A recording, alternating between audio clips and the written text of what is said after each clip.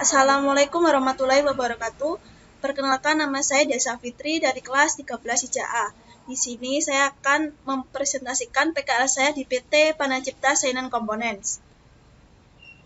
Latar belakang PKL, praktik kerja lapangan. PKL adalah kegiatan pendidikan, pelatihan, dan pembelajaran yang dilaksanakan di luar sekolah, tepatnya di industri dunia kerja (IDUKA).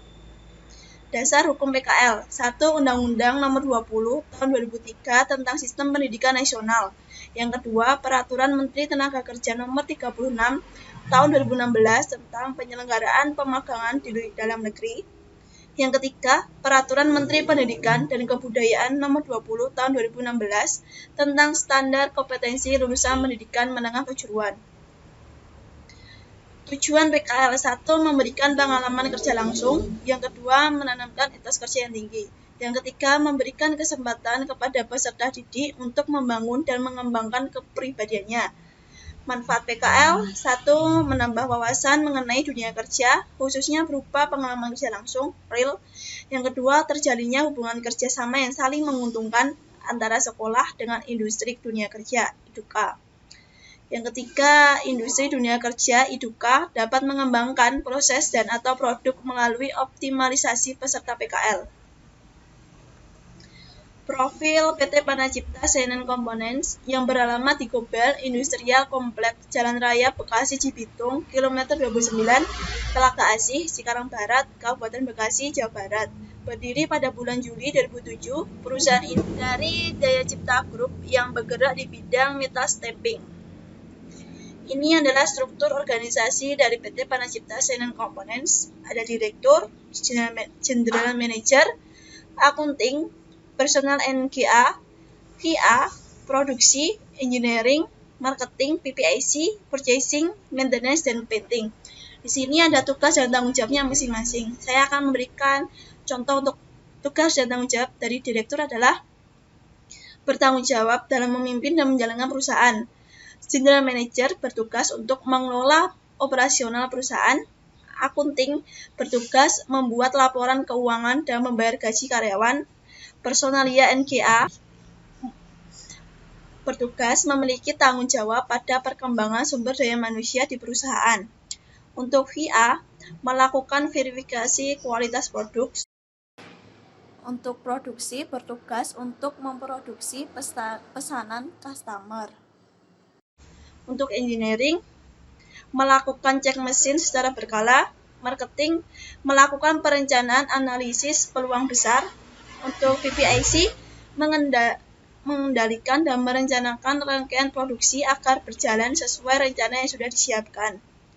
Untuk purchasing, menyusun list pembelian barang atau jasa yang dibutuhkan anggota perusahaan. Untuk maintenance, melakukan perawatan dan pemeliharaan terhadap mesin produksi. Untuk painting, melakukan proses pengecatan terhadap jenis part sesuai dengan job. Kesehatan dan keselamatan kerja. Perusahaan menyiapkan perlengkapan P3K. Yang kedua, karyawan melakukan pekerjaan dan mengendarai kendaraan wajib mematuhi undang-undang lalu lintas. Yang ketiga, semua karyawan diwajibkan menaruh sampah sesuai kriteria yaitu plastik, kertas, dan yang tercemar P3. Ini adalah jam kerja untuk shift 1 dan non-shift. Hari Senin sampai Kamis masuk jam 7, jam istirahat jam 12 sampai jam 1, jam pulang jam 3. Untuk hari Jumat, jam masuk jam 7, jam istirahat jam setengah 12 sampai jam 1, jam pulang jam setengah 4. Untuk hari Sabtu, jam masuk jam 7, jam istirahat, dan jam pulang jam 12. Untuk shift 2, hari Senin sampai Kamis masuk jam 3, istirahat jam setengah 7 sampai setengah 8, pulang jam 11. Untuk hari Jumat, masuk jam setengah 4, istirahat jam setengah 7 sampai setengah 8, pulang jam setengah 12. Untuk hari Sabtu, masuk jam 12, istirahat dan pulang jam 5. Ini adalah peraturan perusahaan. 1. Setiap pekerja diwajibkan memelihara kebersihan lingkungan perusahaan. Yang kedua, setiap pekerja wajib memakai seragam kerja yang telah ditentukan oleh perusahaan ketika berada di lokasi atau lingkungan perusahaan. Yang ketiga, setiap pekerja harus hadir di tempat kerja pada waktu yang telah ditentukan. Kegiatan PKL ini saya bertugas sebagai admin purchasing. Alur kerjanya adalah menerima surat pembelian dari bagian produksi, setelah itu meminta penawaran harga ke supplier, membuat open purchase order, terus setelah di-print, purchase ordernya ditandatangani oleh general manager dan kepala bagian. Setelah itu di-scan, dikirim email ke Daya Cipta. Jika dari Daya Cipta sudah memberikan approve oke, maka purchase ordernya dikirim ke supplier. Tapi jika dari Daya Cipta tidak memberikan balasan, maka tidak bisa diteruskan ke supplier. Ini adalah contoh purchase ordernya. Di sini ada nomor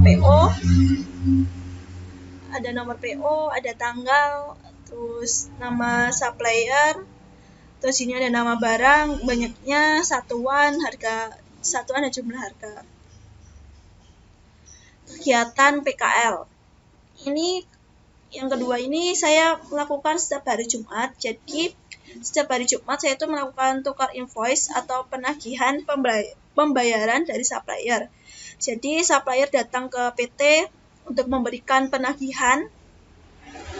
Setelah itu saya berikan ke akunting jika sudah lengkap. Ada invoice, waktu pajak, ada surat jalan, STTB, terus purchase order. STTB itu surat tanda terima barang. Terus kesesuaian kompetensi perusahaan dengan di sekolah. Jika di sekolah dengan di tempat PKL itu yang berkaitan hanya ada dua. Satu, pelajaran Sekomdik tentang kompetensi pengoperasian aplikasi Microsoft Office. Yang kedua, pelajaran PKK tentang bagaimana melakukan kerja tim yang diterapkan juga di perusahaan. Kesimpulan. Yang ke-1, tidak semua pelajaran di sekolah bisa diterapkan di lingkungan kerja. Yang kedua, kesempatan PKL ini membuat siswa hidup mandiri, disiplin, dan bertanggung jawab. Yang ketiga, tidak sedikit juga perusahaan yang merekrut siswa PKL menjadi karyawan sehingga bisa dibuat untuk batu loncatan. Saran-saran untuk adik kelas. 1. Belajar dengan giat dan disiplin agar kelak saat melaksanakan kegiatan praktik kerja lapangan sudah mempunyai beberapa bekal, ilmu pengetahuan dan keterampilan. Yang kedua, melakukan persiapan dengan mencari referensi tempat praktik kerja lapangan. Yang ketiga, menjaga nama baik sekolah SMK Negeri 2 Klaten dan nama kelas kejuruan. Cukup sekian presentasi dari saya. Apabila ada kurang lebihnya saya mohon maaf. Wassalamualaikum warahmatullahi wabarakatuh.